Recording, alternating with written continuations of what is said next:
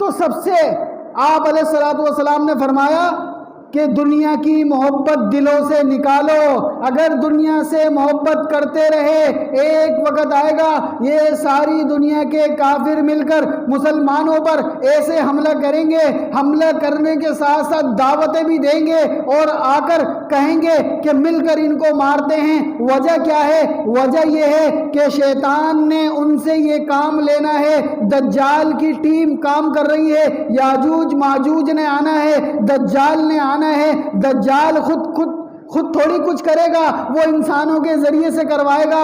اس کی بھی اپنی ٹیمیں ہیں، اس کے بھی اپنے چاہنے والے ہیں. وہ دجال جو شیطان کا سب سے بڑا پیروکار ہے، شیطان کا سب سے بڑا راہگیر ہے، اس کی راہ ہموار کرنے والا ہے.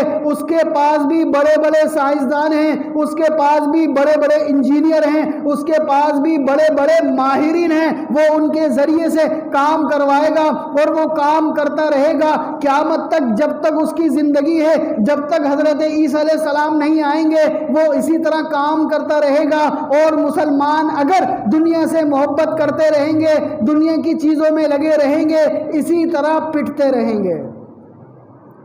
جب دنیا سے محبت ختم ہوگی، جب دنیا کی محبت ختم ہوگی تو ان کو شہادت کا، ان کو شہید ہونے کا، اللہ کے راستے میں جانے کا شوق پیدا ہوگا. جب ان کو پتہ چلے گا کہ دنیا کی زندگی تو مختصر سی ہے اور اعلیٰ نمبرات سے میں نے امتحان میں کامیاب ہونا ہے. اعلیٰ نمبرات مطلب A1 گریڈ، A1 گریڈ سے میں نے امتحان میں کامیاب ہونا ہے. A1 گریڈ سے پاس ہونے والا وہی شخص ہوتا ہے کہ جو شخص اللہ کے راستے میں شہید ہوتا ہے. جو شخص اللہ کے راستے میں شہید ہوتا ہے. شہید ہونے کے لیے بڑا جگر چاہیے، شہید ہونے کے لیے بڑا حوصلہ چاہیے. ہر کسی کا کام نہیں ہے، ہر کسی کو اتنی ہمت نہیں ہے، ہر کسی کو اتنا حوصلہ نہیں ہے. شہید ہونے کے لیے سب سے پہلے دنیا سے نفرت کرنی پڑے گی، سب سے پہلے دنیا کی محبت کو نکالنا پڑے گا.